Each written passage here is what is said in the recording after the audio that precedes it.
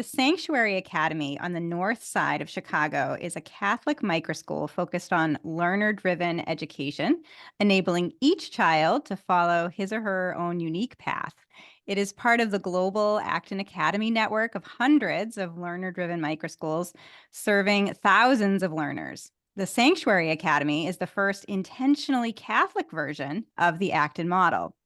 It was co-founded in 2020 by my guests today, Kelly and Michael Sullivan, who are homeschooling parents to their 8 children.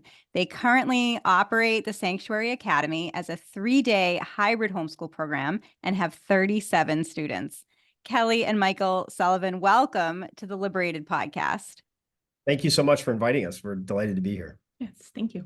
I'm so glad that you're here. As listeners know, I'm a huge fan of the Acton Academy model, and I love talking to Acton founders. So I'm just thrilled that you all were able to come on, and especially interested to hear about the Sanctuary Academy as the first sort of intentionally Catholic version, again, of the Acton network. So that's really exciting as well. So I'd love to start with your experience first, before you became founders, as homeschooling parents. You homeschooled your children for about a decade before moving into education entrepreneurship. So tell us about what homeschooling was like for you and what that experience was. Sure. Yeah. Yeah, go ahead. Okay. So our oldest is now 18 years old. And I guess we, embarked on the homeschooling journey probably a little early because I was excited. So I, started homeschooling him at age 4. And I just knew, I guess, early, before I even had children, when I heard about homeschooling, I thought it was just the most amazing thing. I'm from a large family, and I felt like I hardly saw my siblings because we were always at school in different classrooms. And so I thought that was such a neat idea to have your children at home and to be together and to just learn together as a family. And we are lifelong learners, always, pursuing something new and different. And so it just sounded like a perfect fit for us. So we began that journey, and we did a lot of different things, a lot of Montessori. We did classical conversations for a while and another local co-op called Veritas here in Chicago. And all of these served us well for a time. But through our process of homeschooling, as we continue to have more children, homeschooling is challenging. I mean, anybody who homeschools knows that, but especially as you're having more children, it's like, how do I devote my time to educating this one and doing all the fun things, and the things that he really needs to do, and spend time with this one and change the baby's diaper and all that, it's a lot. And so we had this beautiful vision of what homeschooling was going to be. And every day I felt like, well, gosh, that was a total failure. And just because I felt like stretched too thin, because there wasn't the environment, there wasn't the structure that was necessary for these things to happen. And so it was great. It was wonderful. It was a beautiful time with my children, but I just knew that I was in search of something more for them. Yeah. And, I went to traditional schooling route when growing up. And, but when I was in law school, I came across a book by Steve Kellmeyer called Designed to Fail, who I have there. And it's a Catholic Education in America. And as in reading that, I realized that traditional Catholic education was not a really viable route for us.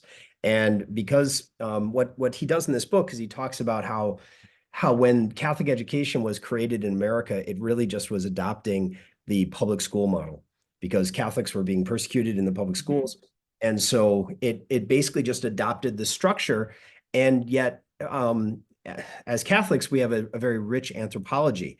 We believe that every person who is, united to Christ, who is baptized, is a priest, a prophet, and a king. And so if you think to yourself, well, how do you educate for a king? Okay. And you think about the way in which traditional education is, where we segregate them according to age, and we put someone at the front of the room, and it's all based around really obliterating their agency and creating conformity and social conformity, social control, right? And so I knew that I didn't want to go in the traditional model of Catholic education. That's why we were talking about homeschooling. But then we found out about Acton Academy. And for a time, I was going to go and do the MBA, because Jeff Sandifer has created the Acton MBA program. And we were going to move down all the way down to Well, what Austin. happened was Michael was following the Acton MBA for a long time, and he kept kind of just looking back at it and looking back at it. He's a lawyer by trade and education, and but just there was something about that just kept like drawing him to it. So then when Jeff and Laura launched Acton Academy, and it was their first year and one of their first like promotional videos, and Michael called me in, he was like, Kelly, look at this video, and I watched it, and I was overwhelmed. I started crying. I was like, you should do the MBA. We'll put Benedict and Miriam and the Acton Academy in Austin. We'll just live in Austin. And I thought it was a really good idea. It never happened. So that's not exactly how it rolled out. Right. But that was where we kind of, the fire was lit. Mhm. And then when we found out that they were offering to license the program, we applied. Okay, so Jeff and Laura co-founded the Acton Academy Network in 2009 with their flagship school in Austin. So beginning around that time was when you thought that this might be something you'd like to do. What happened next? I guess, how did you go from being finding the Acton model appealing to then applying and becoming part of the network? Well, we found out that they were offering the license. And so several years later. So Yeah.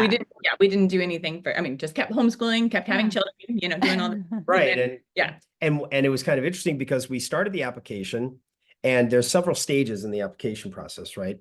And so we began it and kind of put it on the long finger, right? I don't know if you've heard that expression before, but kind of, the finger that's the furthest away from you kind of thing.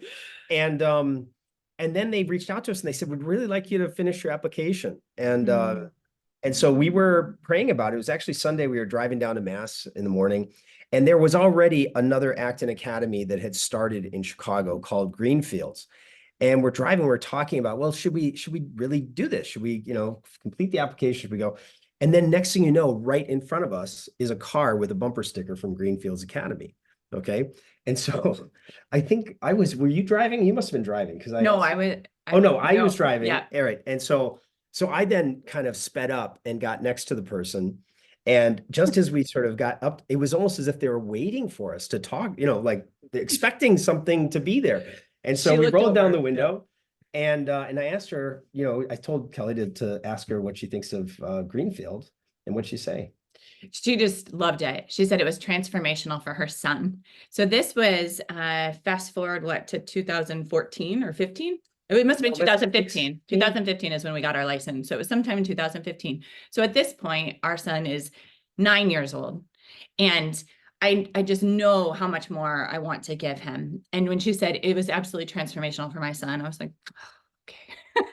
Because I didn't want to do another thing. Like my life was full, right? So to me, like starting a school was not something I thought I could do, but that kind of sealed the deal when when you're sitting there asking for God to reveal to you what his desire is for you. And then you have that kind of interaction. I mean, some might call it, coincidence, but it was definitely, to us, it was a sign to pursue it.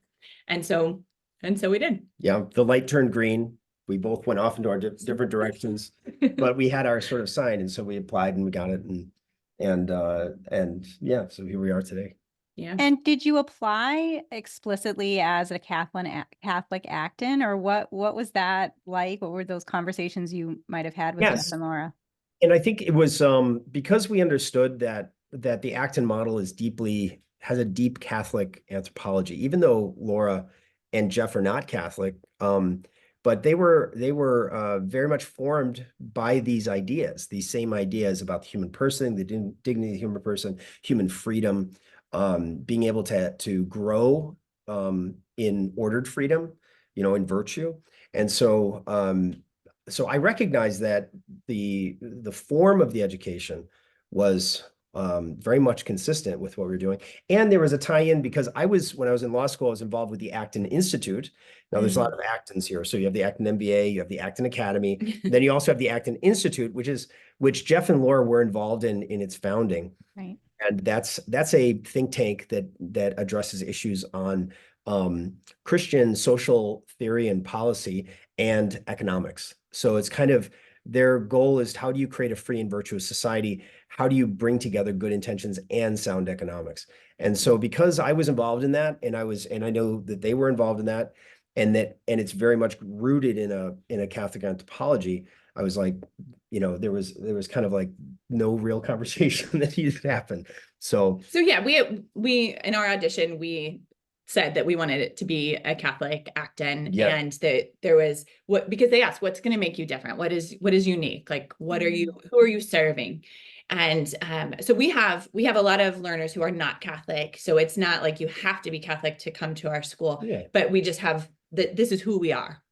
And one of the things that one of the kind of like core pieces of our school is the Catechesis of the Good Shepherd, which is a Montessori approach to teaching the faith to children.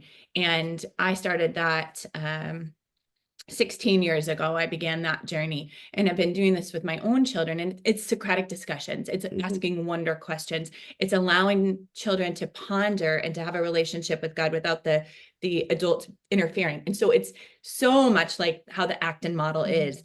And so this is one of the pieces that we also, that was like foundational for our school. So the Catechesis of the Good Shepherd, and then the Way of Beauty. So we are really want these learners to be immersed in the way of beauty, in beautiful things, music, art, drama.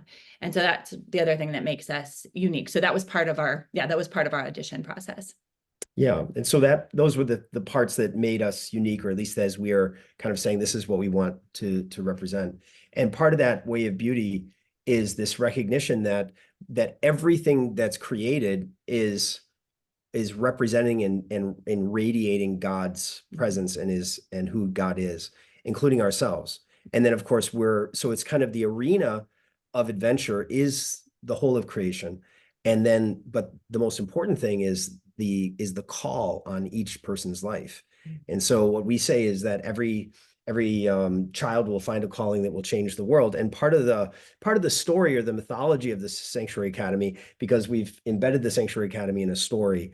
So when they're not coming in order to go to school. What they're doing is that they're more like something like Hogwarts, or or being a young Jedi coming to become a master Jedi. So they come to become what we call young Logi, and they're on the journey to become master Logi.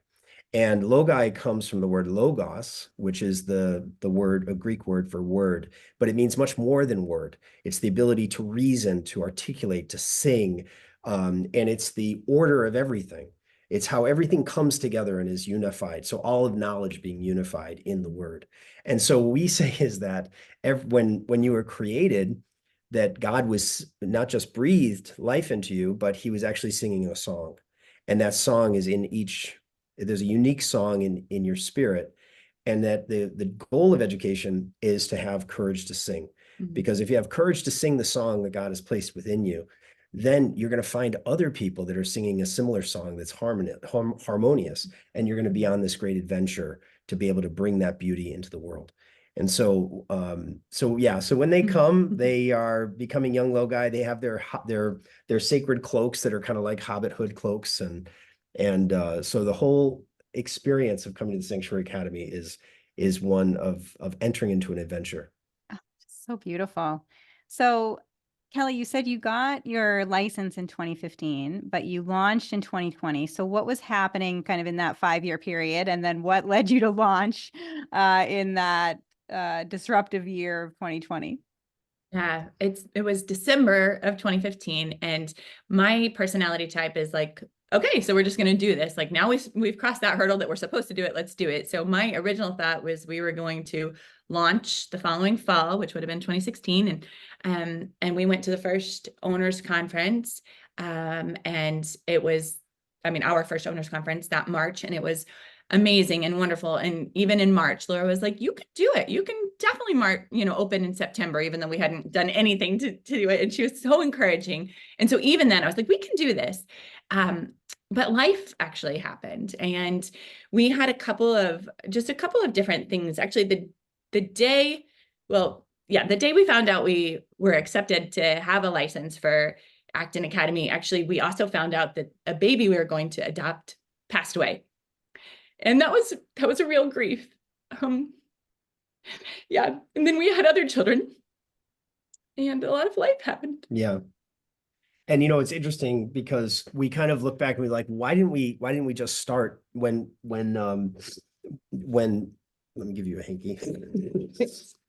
um and we think that one of the reasons perhaps why is in retrospect is that in launching in 2020, we launched during this pandemic. Yeah. And if we had already been launched at that time or before then and had been in a kind of more institutional footprint, we would have been shut down. We would have had to have done all of the things.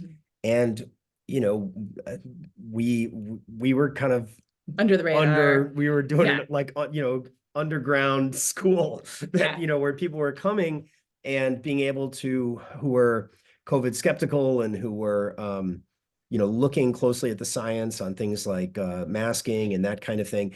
And so we became an oasis of freedom during that time. And if we had, and kind of to hindsight is 2020 as well as like looking into the future and for vision. But I just think that for whatever reason, God kept us to be able to launch during that time. So yeah, and it was our intention then to launch in the fall of 2020 for probably almost a year prior to that. Like what happened was finally we just said, we have waited on this too long, and we just really felt there was, it felt a little overwhelming, even though the network is so incredibly supportive. It's quite an adventure. It's quite an undertaking. And we felt a little bit alone on this journey. And so our dearest friends, finally, after, it took almost 4 years, they finally came on board. This is Joe and Jocelyn O'Leary. And they had a lot of skepticism around the model. Coming from homeschooling, they're 6 boys now. They had been homeschooling for almost as long as we had. And so it just took a lot for them to finally, but that's the thing is they did their due diligence. And once they decided, okay, this is it, they've been fully on board and as our co-founders. And so it was honestly, when my best friend said, I will do this with you, I was like, yes, we can do this. And so that happened in August of 2019 that she said, yes, I will do this. And so then we launched the following year. So it wasn't, of course, because of COVID or about COVID or anything, but we knew we were going to do a beta year anyway. We only planned on having our 2 families and maybe 2 or 3 others. We ended up with about 6 families joining us. And because it was kind of this word of mouth that happened, just, people have different perspectives and such, but we had a couple of friends who just didn't want to have their kiddos on Zoom all day. And they were just looking for a place. So we had a couple of families that just came to us for a year. And it was perfect. It was great. It helped us to run that beta year and to get our feet wet without a huge cost for anyone, in many ways, a huge cost. So it was providential, as Michael was saying. And we kind of just did it as, we're just homeschooling together and this is what it is. And it really worked out in our favor in regards to that. Yeah. And I think that's really interesting what you said, Michael, too, about you might have been shut down. The school might have folded if you had a lease on a building at the time, but because you were just able to open as a learning pod, a pandemic pod in some ways, in 2020, you were able to sort of fly under the radar and build the program out. Yeah. So and sadly, actually, a kind of sad footnote to the story is that Greenfields actually did close as a result of COVID.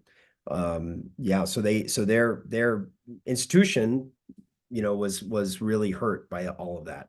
People moving out of the city and all the things. Yeah. So I think God kind of, we did a lot of things. We produced a movie, a documentary, and other kinds. So life happened. We had babies, but sometimes you can only see the meaning of things kind of in reverse. Yeah. Yeah. So you have 37 students now. What ages are they? What's the range? Yeah, ages 4 through 13. 4 through 13. So you have that middle school studio as well. And is the plan to continue to the Launchpad studio, which is the name for the Acton High School model? Yes. Yeah. We did all the things wrong and did exactly what Jeff and Laura cautioned not to do, which was to start a middle school with your elementary school, because our children were that age. And so we did that for a couple of years and it was really tough. And our children who were started in that middle school we're doing really well. It took more effort to like help them to learn these things versus, you know, when you're 6 and 7, learning the systems and and the culture. processes and the culture of Yeah. building a tribe in the Acton model. And so they were doing well. And we had a series of events. We actually had a middle school / we didn't call it a launch pad because we just didn't feel like we could take on that name because it really means a lot in the Acton world. So we called it a middle school, high school last year. And we had 10 learners in our middle school and high school. And then we had a couple of families move away, and that decreased our numbers significantly. And so, but what's so beautiful about this network is that Jocelyn, my friend, her 2 oldest boys, and our oldest daughter are all going to the Palatine, Acton Palatine, and they are part of that launch pad. And so that's been beautiful for us to be able to have that resource to give them what we wanted to give them, but that we were not able to do now. So our oldest, the next 2 oldest are 13. And so they've been in it since they were 9. Yeah, 9. Yeah. So they've learned it, and we're growing organically with them is my point. Instead of doing the hard thing that we were cautioned against because it kind of fell apart. So anyway, our plan is absolutely to grow into a launch pad. And with those students that you currently have, are you both acting as guides? Michael, did you leave the field of law to do this? Or what's your staffing look like? Actually, this year we're neither one of us are guiding. I help out in the Sparks just 2 afternoons a week, which is beautiful. But we have 3 guides, and they are wonderful and pretty much, have it under control. I still have a baby, so I'm tending to her, but we are still very active because it's in our home. Like we're there, we're present with them. We join in morning lunches or closing, and we all kind of are around the place and eating lunch together and playing outside together. So even though I'm not a full-time guide, still, participatory in the life of it. So, which is great. And have you found it to be transformational as that conversation on the street and the roadways led you to believe it might be? Yeah, yes, it has been transformational for us and for our children as well. Our oldest son never was able to take part in the Sanctuary Academy. When we launched, he was entering his freshman year in high school, but it's kind of like we felt like everything we were laying down and desiring for him is what has come into fruition for the Sanctuary Academy. So it's like he still feels very much a part of it, even though he never was a part of it. But I do see what this has given and is giving my other children, that he wasn't able to receive, that agency, that thinking outside the box, that figuring out problems, because when there's more people, there's more problems to solve. And so he was basically, homeschooling solo because the next 2 in our line are girls, and he never was like with his siblings in a lot of the homeschooling. So so I just feel like I think it's interesting too, because I mean, we're very pleased with what our oldest has been able to do with his education. We did very alternative education for him as well, for high school, but it did have more of those kinds of traditional elements, and where you have the teacher and the teacher's lecturing, etc. And there was a moment when the kids were home, or when he was back, and I asked a question about, like, if you were going to write, a major, I think it was like a 90-page, work on something, what would it be on, right? And my son, he said, I don't know. And my daughter, she came up with like this most creative thing, like that she would like that, And I thought to myself, it was sort of like a little window of, in Acton Academy, they're always taking a stand. They're always having agency. They're always having to figure out and to be in the position of the hero, picking between 2 options, creatively kind of thinking. And I could see that, where my son went, there was a lot of lecture. There was other elements that were just tremendous. And I would have liked to have seen more Socratic kind of things coming from his school, but no place is perfect.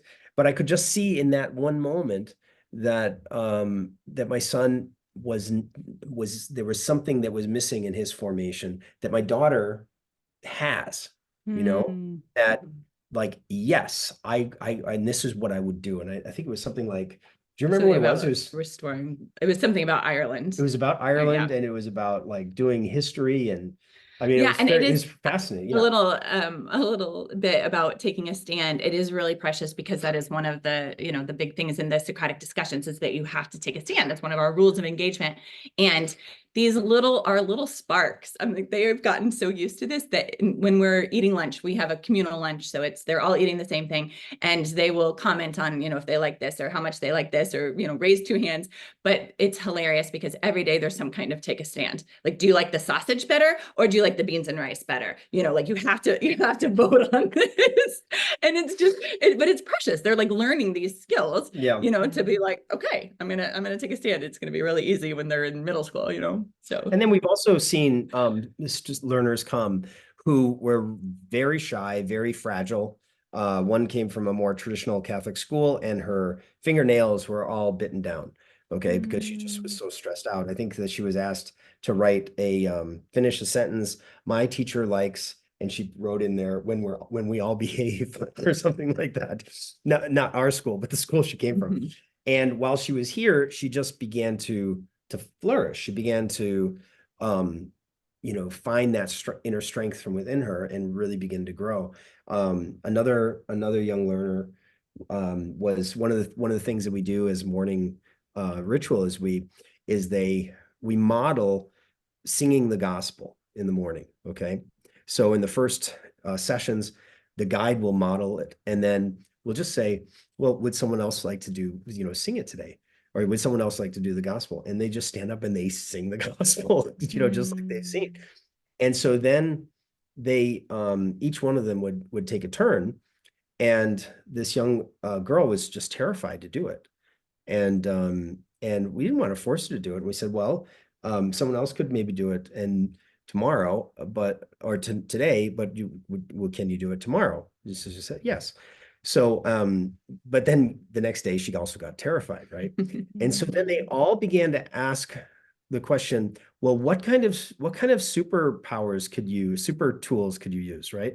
And they were saying, you could make the sign of the cross. Okay. You could say, Jesus, I trust in you. And so all of them were saying all different kinds of things that could strengthen her, right? So she decided to say, Jesus, I trust in you. So every time, so she got up, she'd say, Jesus, I trust in you. She'd take another step towards the gospel, and Jesus, I trust. And then each time, so then she did it, and she was beaming afterwards. And she told her mom, she said, Mom, I think I'm changing inside. And I feel like I'm getting stronger, and this is a family that has their, parent problems and breakup and things. And so when you see that, I mean, my own parents were divorced. And so I know what that's like. And yes, I mean, there's a fracturing that takes place. And so to see these little learners, these children just blossom forth, and to be able to find those inner resources to be able to draw upon in order to say, if I feel fear, I don't have to cower and run away. No, I can face that fear, and I can access superpowers, transformational, supernatural power to divine life, to be able to meet that dragon and slay it. And so that's Wow. favorite things. Just amazing. I love that story. So the Sanctuary Academy runs as a hybrid homeschool program. So the learners come 3 days a week, and then the other 2 days they're at home working through their core content. The learners set their own kind of core competency goals and academic goals. And so they're continuing to work on that, but they're on site with you all and as a community 3 days a week. What was sort of the rationale for doing more of that hybrid model is sort of this two-part question. That would be the first part. And the second part is when you're attracting families, like you would mention, Michael, a family from a traditional Catholic school or a traditional 5-day-a-week school, what is that like for them to come to a hybrid model? Well, honestly, the reason why we decided to do the 3-day-a-week was because ourselves and the O'Learys had been homeschooling, and to go into a 5-day-a-week just felt like too much. Like I just wanted to still have some of my own time, and so that was honestly, that was the reasoning. And we knew we would attract a lot of homeschoolers, and homeschoolers, like, as I was saying before, love that time when their children are home with them. So that was our original rationale. In many ways, I feel like it works beautifully. In other ways, I am constantly seeing how 5 days a week would actually be easier, not harder, because that was the way that it was created. And it's challenging to try to get everything, meaning all that we really want to do together in those 3 days. So that is tricky. Most of the time, because of what happened with COVID, parents have the flexibility. We have homeschooling families, but not everybody is. But parents tend to have a lot more flexibility than they did back in 2019, where, they can work from home or whatever. So it hasn't yet been a deterrent to people who have been attracted to us that there's only 3 days a week. And I do feel like those who are, a lot of the families that have come to us that were in 5 days a week really love that break, because they've been going to school 5 days a week. And this feels like, wow, this is so much more doable for parents and for children. As Michael mentioned earlier, we likely will add flex days where it's optional to have Monday and Friday. And that was our plan kind of from the get-go when we moved to another space. The other part of having it 3 days a week is because we are literally in our home. And so having 37 children here in my house, outside my own children, it's a lot. 5 days a week would just be too much. So yes, when we find that other location, which we are earnestly desiring for the fall, then we would, maybe not this fall, be able to offer those flex days, but soon to be able to offer that, because I know for some people that is challenging because parents do have jobs in the office or whatever. So yeah, so we want to be able to serve them better. So I should just make a little comment here, because we live in a unique building. It's an apartment building. It was built during Prohibition by a couple of Catholic gentlemen who were brothers. They were Knights of Columbus. And so they built a private speakeasy on the ground floor, and Al Capone would come to drink there. Okay. And that's where we have our 4-year-old. that's where we have our 4-year-old.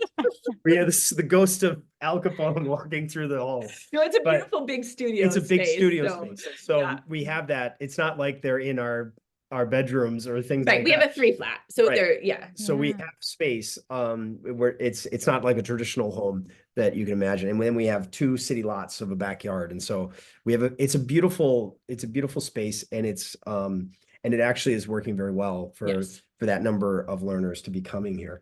Yeah. But that nonetheless, you still want to we want to grow, and we're at the place where we really can't have any more growth here. There's a lot of people we haven't really sought to grow. It's only been word of mouth, and we would love to grow and to serve more families. So that's the other reason why we would, want another space. So it seems like you're at a bit of an inflection point where now you're kind of moving out of this incubation period in your home, and this sounds like a lovely space, and then into another more larger, more designated space outside of your home. So what are the steps from sort of an entrepreneur perspective that you're going through to sort of figure out that next stage of growth and establishing a new location?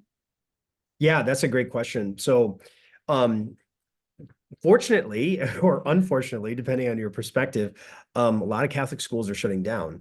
We're in a phase of contraction in some markets, and in other markets there's expansion.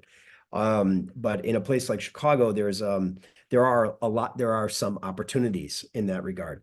But taking on the entire infrastructure of an old building that was maybe built in the 1920s or 30s and is kind of a lot. So what we're doing is we actually have the superintendent of Catholic schools coming next week to come and visit with us. And I think that what we're doing is we're kind of pioneering in the space of how do you do educational innovation within the Catholic school system. Huh. And so that's kind of what we're kind of exploring. And I think that there's a lot of interest in that, because Catholic schools are struggling and they're expensive to run. because of the economic model of traditional schooling. And our model is innovative, and so it doesn't have the same kind of cost structure. And so there's certain sort of advantages to that. But right now, I'd say the biggest challenge is being able to have people who are thinking. It's the wineskins idea, right? That, you don't put new wine into old wineskins. Mm-hmm. And when we're talking to, a campus, maybe they're old wineskins, when they think of Catholic education, they're thinking, they're thinking in, this model. And so it takes some to be able to talk about what it is, why it is that we're doing what we're doing, why we look so different. And to be able to work with them to be able to say, okay, can you grow as we grow? That's really what we're looking to do. We're looking to be able to have a model where we can take on more financial responsibility for the space as we grow, and rather than to take on a big chunk of rent, to be able to say, okay, well, as we let's have a census and be able to tag our rent to census, and so that they benefit from as we grow. Wow, so interesting. Yeah, you mentioned some of the Catholic schools in Chicago in particular closing. I know that the Chicago Sun-Times earlier this year wrote about several Catholic schools in the greater Chicago area shutting down because of the elimination of the Invest in Kids scholarship program, a school choice policy for low-income students. And a lot of those kids were attending Catholic schools, which tend to be lower cost. And are you getting any interest from that, or is that what's sort of helping to catalyze some of these discussions with the superintendent? I know that I think we have one. We've had a family who may be leaving because some of their other children were benefiting from the Invest in Kids Act at another school. And so because of that, the amount of money that they can spend is really taking a bite, And so part of, recognizing that we have such an anti-school choice environment politically in Illinois, we're trying to think about a way where we don't need government money to be able to do what we're doing. And we have a couple of different, we're thinking about doing a nonprofit hybrid where we are raising up educational missionaries, because one of our guides is basically a missionary. She's come and she lives upstairs, and she's here to learn the model because she wants to do this in Pennsylvania. And so that kind of has us thinking, in the years past, it was nuns who were being the educators, and they took vows of poverty, chastity, and obedience. But I think lay people can take a season where they're doing 2 or 3 years as a missionary, where they raise their funds, that they are in a process of discipleship of learning how to be a educational missionary. And for them, that would help a sanctuary academy to reduce their costs in terms of paying them for their salary. And then also we started the Colby Children's Business Fair, which is like the Acton Children's Business Fair, but it has this sort of Catholic entrepreneur element to it. And so with that, we're thinking, well, as we reach out into the business community, and there's a whole apprenticeship model with this as well, that perhaps we could create a partnership with local businesses. And if they, being able to give small money a month to be able to fund a student, and to be able to because I think the business community is more interested in being able to have the next generation of employees and of people, of entrepreneurs who are going to come up, who are thinking of themselves as heroes rather than as victims. And unfortunately, the public school system, it really teaches a victim ideology, and Acton is the exact opposite of that. That no, you're not a victim. In fact, that's a trap. It's a trap to get you off of your mission. You can never approach your mission. You can never fulfill your mission if you're a victim in a ditch. You have to be able to have this consciousness of being a hero. And so business people who are owner operators, they get that. And they appreciate that. And so we're looking at different ways to say, what, let's just leave the state behind and let's innovate, and let's innovate in a way that can make this kind of education available to as many people as possible. Because if we have a guide who's a missionary for 2 years or 3 years, let them launch their own sanctuary academy in one of these empty Catholic schools, and reopen them and regenerate that community and to be a light in that neighborhood. I love it. Oh, I love it. Well, That's as we begin to wrap up, I have a couple of final questions. And the first is, it sounds like you're optimistic for the future of unconventional out of system education models, but I'm curious, what do you think about the kind of growing microschool movement, or do you think that this, it will fade? I guess, what's your thought on the kind of future of alternative education? I honestly believe that this is the way it always should have been. And sometimes we have to go back to what truly was working, because we got so caught up in what we thought was good. So there's what happened with COVID, when so many parents became aware of what their children were learning or not learning, or how they were learning. I thought that was a beautiful silver lining of the kids being at home and Zooming and all of that, was for parents to have this awareness and awakening. And I think it caused so many parents to start just questioning the status quo, which they never would have necessarily done before. And so there are these, homeschool pods or micro schools and all these different non-traditional education, these alternative education models that are coming about. And I'm grateful for that, because our honest desire to do the Sanctuary Academy was for our own children and our community. Well, we're only in one little part of the world. And so this needs to happen all over for there to be a real transformation for our children and for their generation. So I think it's here to stay, and I'm grateful for it. Yeah, and absolutely. And I think that one of the trends, if you like, that's happening is there's a greater hunger for community, for intentional community, and particularly within a Catholic space. When our ancestors came to America, they organized around their ethnicity. Okay, so their parishes would be Irish parishes or German parishes or whatever. Well, that ethnic organization is really kind of broken down. And so now people are looking for community around their charism, around the thing that awakens them in a spiritual sense. And they're looking for other families where they are connecting. And so you can't really create a community with, 8,000 people going to a school, a giant monster of a high school or something like that. It just you become a number. It just becomes anonymous. And then you get gang activity, you get all kinds of stuff. But that's kind of intimacy, that sort of hunger for connection. And the micro school it's actually, we feel like what we really deliver to people is regenerated community. It's kind of, the learning happens, but it's creating actually the environment for it, and the environment for it in the physical space, but also in the people around them, and giving a drink to the parents who are often so neglected. So yeah, the community is essential. Absolutely. And so the micro school is a vehicle for that.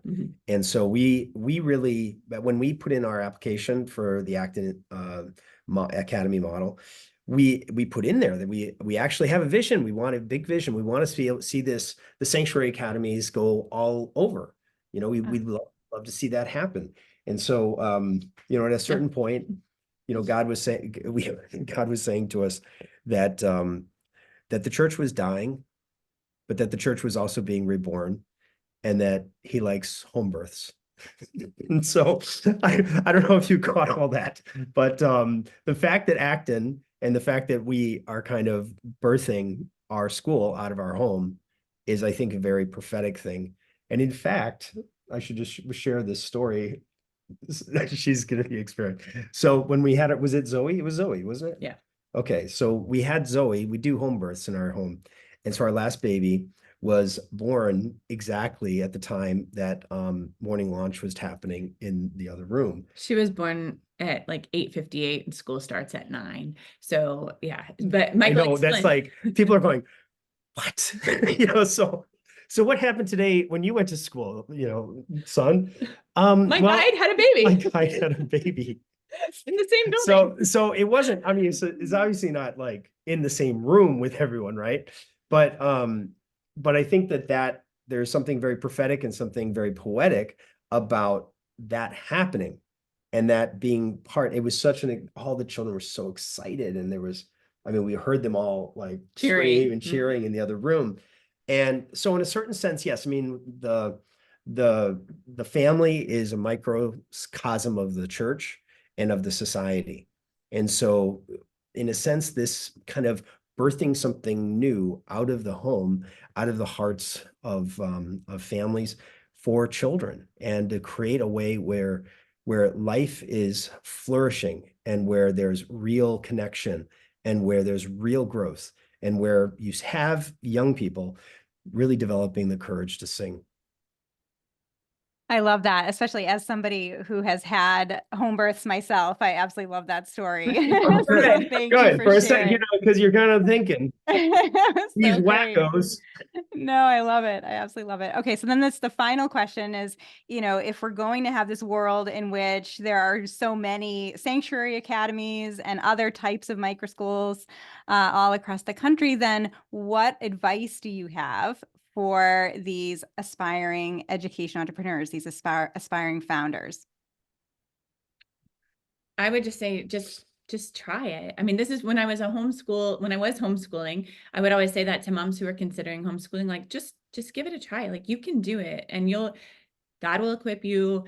There's so many resources out there to equip you. And I feel like it's the same with this. It's like, just, if you're called to it, do it, find your fellow traveler, and it's possible. And I mean, it's not easy. It takes perseverance, but it is absolutely possible, and it's absolutely worth it. Yeah. I'm so glad this is being recorded because because the reality is, what I would say is study the hero's journey. Mhm. The hero's journey is such an important, and as Kelly is talking about finding your fellow travelers, and this is all language about the hero's journey. On the hero's journey, you hit the road of trials. Mhm. Okay. If you don't hit the road of trials, it's not going to be a good story. But there are times, and the reason why I'm saying I'm glad this is recorded, because there are times when you're hitting the road of trials, and Kelly will come in and she goes, I'm done. No, she's just gonna stop, People out of my house. People out of my house. Because you have those days, okay? We're gonna have those days. You're gonna have those days. But the point is that, okay, do the venting, get whatever needs to happen, Right. but recognize that this is part of the journey. Mhm. And in order to create something amazing, you have to be able to be willing to go outside your comfort zone, to be able to take on the road of trials, to find the people who are going to be your fellow travelers on this adventure, and to persevere because what happens is amazing things happen. And as Chesterton, I think, said, if something is worth doing, it's worth doing badly. And I like to add, and it's worth doing badly by us. Because, I think that that's something that, and I don't think we're doing it badly at all, but I think that what that does is it kind of says, I don't have to be perfect. Right. If something is worth doing, then I should do it. Doing badly, meaning, well, just go at it. Yeah. Don't worry about it being all perfect. Just get it started and just keep it going. I love that. So if my listeners and viewers want to learn more about the Sanctuary Academy and connect with you and follow your growth, what is the best way for them to do that? Probably come to our website, thesanctuaryacademy.org. Or you can send us an email. You can send me an email at Michael at thesanctuaryacademy.org or Kelly at thesanctuaryacademy.org. Amazing. Well, I am so glad I had a chance to talk with you. I just absolutely love your vision and the model that you're building, and wish you all the best. Kelly and Michael Sullivan, thank you so much for being on the Liberated podcast. Our pleasure. Thank you so much for having us.